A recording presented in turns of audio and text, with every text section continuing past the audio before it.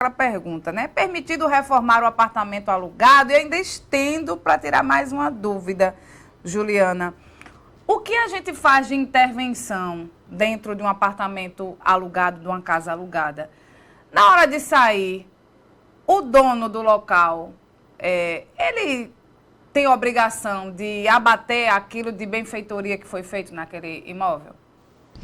Oi, Renata, de volta aqui no Manhã Cidade. São muitas dúvidas que surgem, né, quando a gente fala sobre um imóvel alugado. E quando se trata de reformas, então, é que gera vários questionamentos. Mas tudo vai depender ali do contrato, né, do que foi acordado com a pessoa que está fazendo a locação do imóvel. Para a gente entender melhor esses detalhes, eu converso agora com a Lívia Santos. Ela é presidente da Comissão de Direito Imobiliário e Urbanístico da OAB Caruaru. Lívia, bom dia. Bem-vinda à Rádio Cidade. Começa respondendo a pergunta de Renata, né? A gente pode reformar um imóvel alugado? Bom dia. Bom dia, Juliana. Bom dia, Renata, e a todos os ouvintes e espectadores da Rádio Cidade. Primeiramente, é um prazer estar com vocês.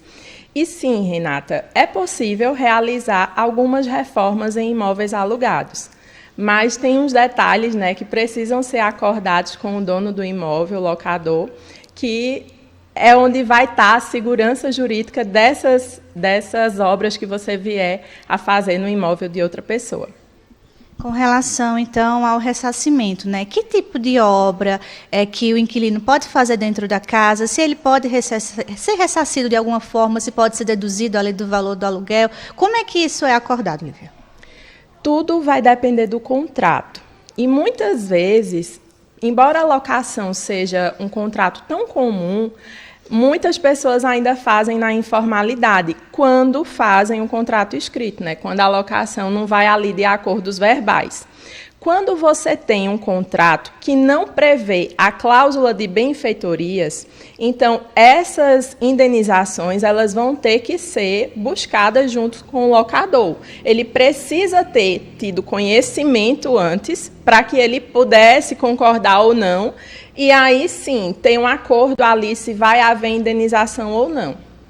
Você falou sobre as benfeitorias, né, Lívia? Tem níveis ali do que pode ser feito em relação aos benefícios, né, do inquilino que está ali do imóvel. Explica um pouquinho para a gente, né, como é que funcionam essas categorias.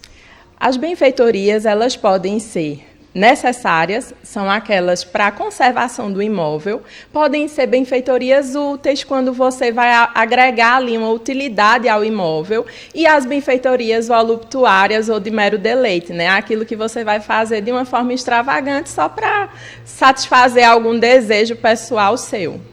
Em relação às benfeitorias ali que são necessárias, né, que é para a conservação ali do imóvel, o inquilino realmente ele precisa fazer, né, algo que geralmente vem acordado nos contratos, né?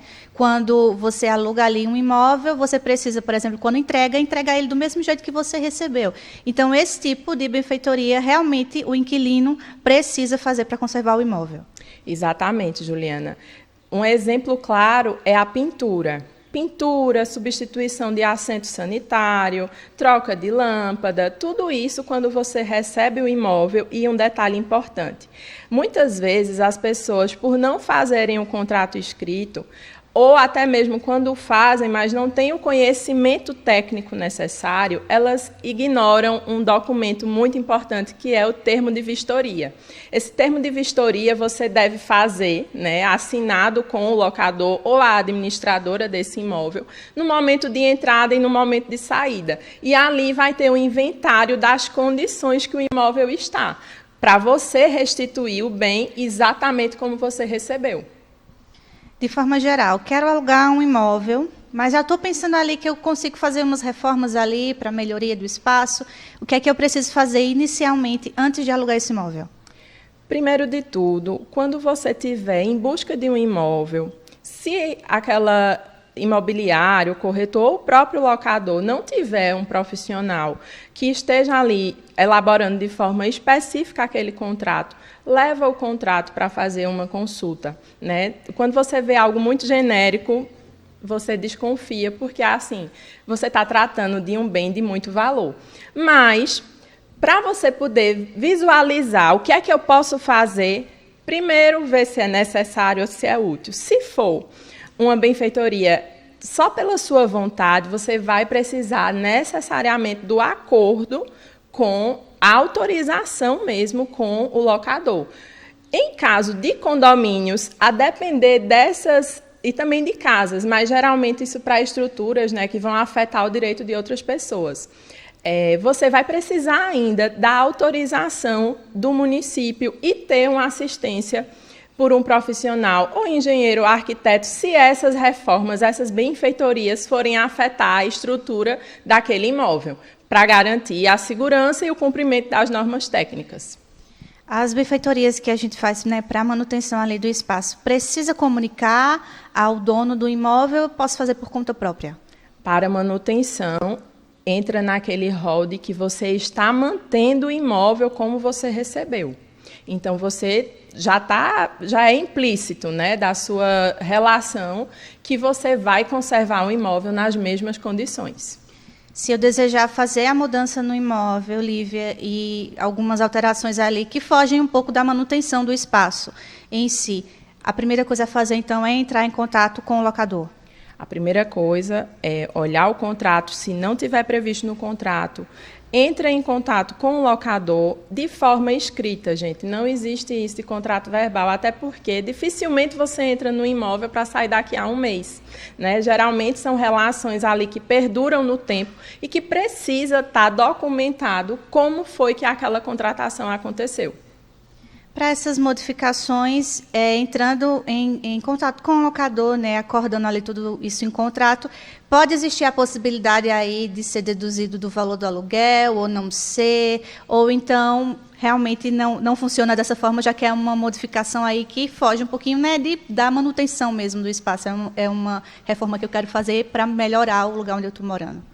Se forem benfeitorias úteis que vão somar ali ao imóvel, estando previsto no contrato, vai haver a possibilidade dessa indenização e até mesmo a retenção do imóvel enquanto não há a restituição, né, desses valores.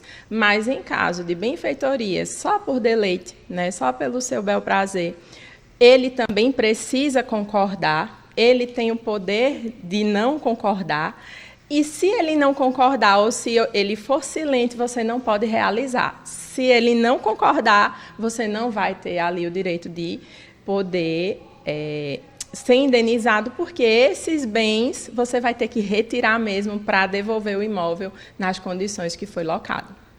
Lívia, de uma forma geral, assim, né, como é que a gente procede? Porque geralmente é difícil, assim, às vezes, a linguagem do contrato, às vezes muita gente não entende, né? São termos um pouco mais técnicos que fogem, né, da linguagem que a gente utiliza ultimamente e que é realmente um pouquinho difícil de entender o que é que está escrito ali. Para a gente não ter dúvidas, né, não ter problemas ali no que está assinando, no que está dentro do contrato de locação do imóvel, é importante ter um acompanhamento profissional para evitar esse tipo de problema, principalmente se a gente desejar reformar o espaço.